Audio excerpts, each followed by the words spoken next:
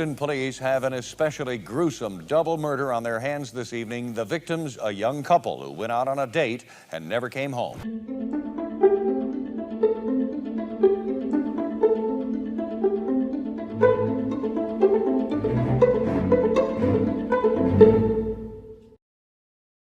On the night of August 22, 1990, at around 11 p.m., Cheryl Henry and Andy Atkinson parted ways with the couple they'd been on a double date with and drove to a remote cul-de-sac near Enclave Parkway in West Houston, Texas, known as Lover's Lane.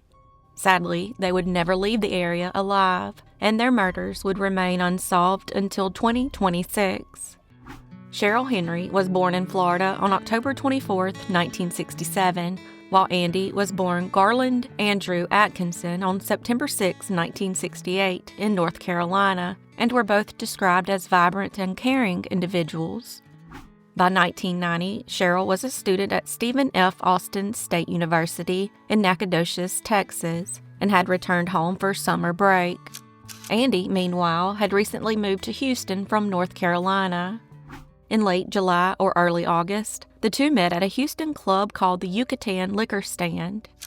They were introduced to each other through a girlfriend of Cheryl's who was dating a man who worked with Andy, and it was an instant attraction. Their family said they fell hard for each other, and Cheryl would tell her sister, Shane, that she thought Andy was, and I quote, amazing inside and out, and that she particularly loved his wonderful mind. Then, on August 22, 1990, they met up with Cheryl's sister and her boyfriend for a double date. That night, they went to Bayou Mama's nightclub on Westheimer in Houston, arriving sometime between 8 and 9 p.m. At 10:45, Shane and her date left, leaving her and Andy alone to continue their night. Sadly, that was the last time Shane ever saw her sister again. When Cheryl failed to show up for work the following day, her family called the Houston police and reported her missing. That evening, a security guard for Cisco, who was conducting a routine patrol at 1300 Enclave Parkway, spotted a white Honda Civic parked at the end of a cul-de-sac. The key was still in the ignition. There was blood on the inside of the driver's door near the handle, and Cheryl's purse was on the passenger side floorboard, but there was no sign of her or Andy. Realizing something wasn't right, he quickly called the police. When the officers arrived, they searched the area and found Cheryl's nude body underneath some wooden boards not far from the car. About 100 yards away from her, they found Andy, tied to a tree with his throat nearly cut. Cheryl had been sexually assaulted and also had a fatal wound to the neck. Evidence suggests that Andy was forced to watch the assault and murder of Cheryl before the killer ultimately took his life. The same year as the murders, a tip came through that should have broken the case wide open, but for some reason it was never followed up on. The tip pointed to a man named Floyd William Parrott, but unfortunately his name was never among the hundreds of people interviewed. The investigators at the time pretty much focused on friends and family because the FBI had profiled the suspect and suggested he was a local man who probably knew both Cheryl and Andy. Since Parrott was a stranger to both the Henry and Atkinson families, he was overlooked. In the early 2000s, the Harris County Sheriff's Office and the Medical Examiner's Office began sending old sexual assault kits from unresolved cases to be processed. In 2001, Cheryl's kit was chosen and shocked investigators when it matched the DNA from another case that occurred in Northwest Houston 2 months before Cheryl and Andy's murders. In that case, which occurred on June 20, 1990, a woman was sexually assaulted after returning to her boyfriend's house on Terracotta Drive, about 15 miles from where Cheryl and Andy would be murdered 2 months later. After the man was done sexually assaulting the woman, he put her on the floor and told her not to move and said, "I may be in the house for an hour or for 5 minutes." The victim survived the attack and was able to provide a composite sketch of the suspect. In March of 2001, police received a letter from someone claiming to know the identity of the killer, but there was a catch. They wanted $100,000 for the name. The author then requested police respond in the personal column of the Houston Chronicle by March 12, 2001, and said they would hire a lawyer to make sure officers played straight. Police did, in fact, respond in the classified as requested, letting the author know that they would like the information about Cheryl and Andy. Unfortunately, they never heard back, and nothing else ever came of it. In late 2025, the tip regarding Floyd William Parrott was discovered in the case file, instantly reigniting momentum in the investigation. Sergeant Mike Burrows, who discovered the tip, began cross-referencing Parrott's criminal history and discovered a report from 1996 where he'd been accused of sexual assault. It also showed he'd been arrested for impersonating a peace officer twice in the years leading up to the murders, including one in May 1990, just months before Cheryl and Andy were killed. He pleaded guilty to one of those offenses and was sentenced to 2 years in jail on August 30th, 1990, only a week after the murders. In September 1995, he was caught once again using a fake police car equipped with emergency lights to pull over a driver on the Southwest Freeway in Houston and demanding a $100 bribe. He was found guilty and sentenced to 20 years in prison, but was released on parole in 1999 after only serving 3 years. He then remained in Houston until finally moving away in 2024. Meanwhile, investigators reached out to Othram for help in bridging the gap between the 1990 evidence and their new suspect, Parrott. Finally, in early 2026, they got the results, which proved Floyd William Parrott was responsible for the murders of Cheryl Henry and Andy Atkinson. On March 25, 2026, he was arrested at his new home in Lincoln, Nebraska, and charged with capital murder. He was now 64 years old, but would have been 28 at the time of the murders. During questioning with investigators, he denied ever knowing Cheryl or Andy. He then refused to waive extradition on purpose in order to delay his case. Because of this, investigators are now required to obtain a governor's warrant from Texas, which can take up to 90 days.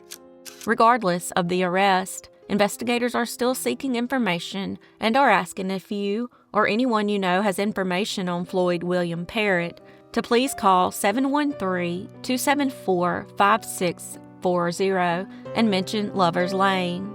As of April 2026, Parrott remains incarcerated in the Lancaster County Jail in Nebraska, awaiting extradition.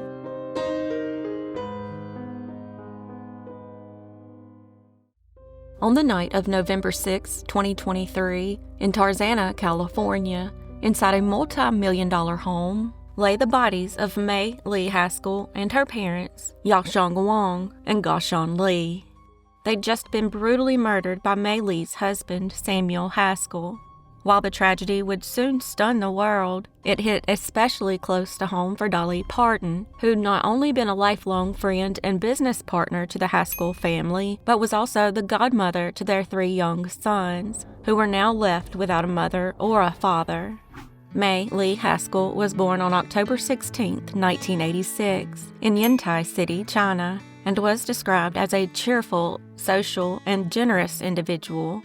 She worked as a model during her teenage years and then immigrated to Los Angeles in the mid-2000s to study accounting at California State University in Northridge.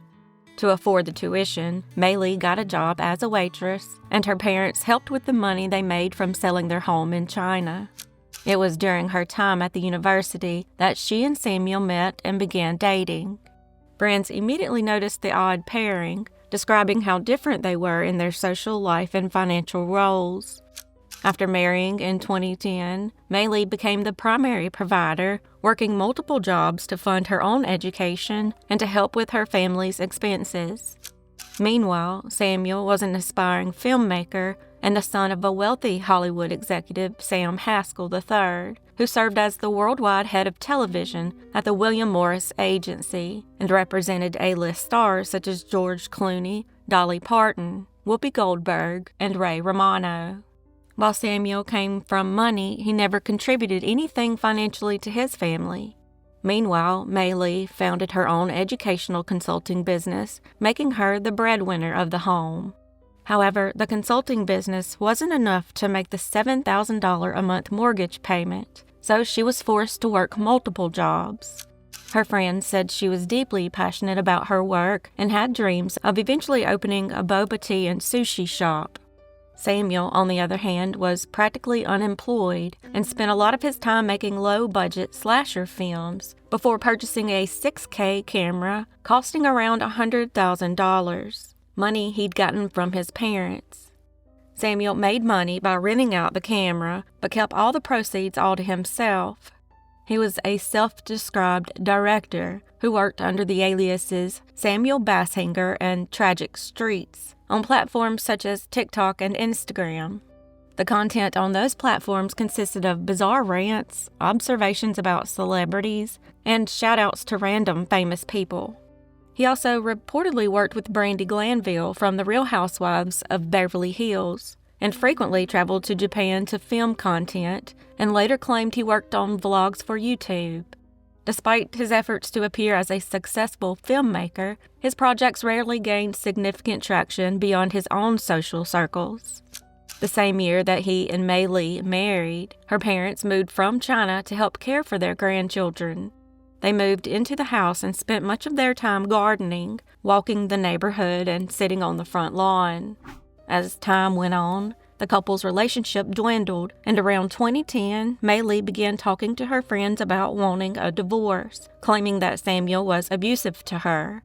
It was also around this time that their personality differences were really starting to show. Samuel was fluent in Japanese and loved collecting anime toys. While most considered him a nice, down-to-earth guy once you got to know him, he also had a side filled with resentment, bitterness, and paranoia. He was often described as a reserved, eccentric, and socially awkward individual, the complete opposite of Mei Li, who was very outgoing. In 2023, Samuel's personality turned erratic, and his paranoia worsened. He got to the point where he would no longer accept hugs and would pull back as if he were being threatened. Mei Li enjoyed hosting parties, but during them Samuel would stand alone before eventually disappearing into another part of the house. Even though Mei Li was unhappy, she didn't file for divorce because she feared she might lose custody of their children because of Samuel's father's Hollywood influence. She was also scared of Samuel himself, especially since he had an obsession with guns, samurai swords, and bows and arrows, and had filled their home with them. Mei Li wasn't happy about the weapons, especially considering they had young children in the home, but she could never convince him to get rid of them. The tension building in the home wasn't helped by Samuel's rudeness toward Mei Li's parents, who lived there and didn't speak English. In the final months before the murders, Samuel's activity on social media had increased under his Tragic Streets name. He also began a secret affair with a 27-year-old woman. In October 2023, he made a very ominous statement to his mistress, saying that his kids would soon be living with his parents. The following month, the tension in the home reached a boiling point. The last time Mei Li and her parents were seen alive was on November 6, 2023. The following day, at 3:53 p.m., Samuel paid 4 workers $500 to remove several heavy black plastic trash bags from his home, claiming they contained rocks and old Halloween decorations. However, after leaving the property, the workers reportedly opened one of the bags after noticing it was squishy and were horrified to find body parts inside. They immediately returned the bags and the money, took pictures of Samuel and the house, and then went to the police. They'd tried to confront him about the body parts, but he once again claimed they were just Halloween props that he'd used during filming. 7 minutes later, Samuel was caught on security video leaving his home. He was then captured again on surveillance discarding large plastic bags into a dumpster at an Encino strip mall, and was seen transferring other bags from his wife's Tesla to a rented SUV. He'd originally tried to dump the bags at a different location in San Fernando, but he became spooked and put the bags back into his vehicle before driving to the site in Encino. After the workers notified police, officers showed up at the Haskell home to perform a welfare check. However, no one was home, and all the bags outside were now gone. With no evidence of a crime, they left. Early the next morning, an individual searching for recyclables in the dumpster in Encino discovered a dismembered female torso. Testing would later prove the remains belonged to May Lee. 40 minutes later, officers returned to the Haskell home, and this time they noticed stains resembling blood in the driveway, and once inside, they found signs of a violent crime. There was blood spatter in the master bedroom and bathroom, and numerous trash cans in the garage containing bloody bedding, towels, a large machine saw, a machete, and a blood-covered plywood board. They also found evidence of a massive cleanup throughout the home. In addition, they found a receipt from Home Depot dated October 20th, 2023, showing he bought plywood, diamond saw blades, bolt cutters, disposable gloves, dust mask, and contractor equipment. It's believed he used these items to dismember the bodies, and since they were bought 3 weeks in advance, it proved he had planned out the murders. A day after buying the items, he purchased a one-way ticket to Japan for himself. The following day, he purchased his mistress a round-trip ticket for a trip planned from November 28th to December 12th. With the information from the workers and the discovery of the body part, Samuel was arrested at the Westfield Topanga Mall and held on $2 million bail. He'd been staying at an Airbnb with his 3 children since May Lee and her parents disappeared. When investigators checked the white SUV Haskell had rented, they found a blood-encrusted military knife, a loaded .357 revolver, and passports for the entire family. The blood from the knife was tested, and the DNA matched May Lee and her parents. Once the DA's office had the DNA confirmation, Samuel was charged with 3 counts of first-degree murder. He initially pleaded not guilty to all charges, but his attorney later said he planned to change his plea to guilty, but he would never get the chance, and instead took the cowardly way out. Just days before his scheduled preliminary hearing on July 12, 2025, Samuel Haskell was found dead in his cell at the Twin Towers Correctional Facility in Los Angeles. He'd taken his own life by cutting both wrists. A note was found in his pocket stating that he would miss his 3 young children, whom he referred to as his 3 best friends. After Samuel's arrest, the kids were sent to live with his parents, Sam Haskell Jr. and former Miss Mississippi Mary Donnelly Haskell, who reside in both Encino, California, and Oxford, Mississippi, where they built their home known as Magnolia Hill. The full motive behind the murders may never be known, and to this day, May Lee's remains are the only ones to ever be recovered.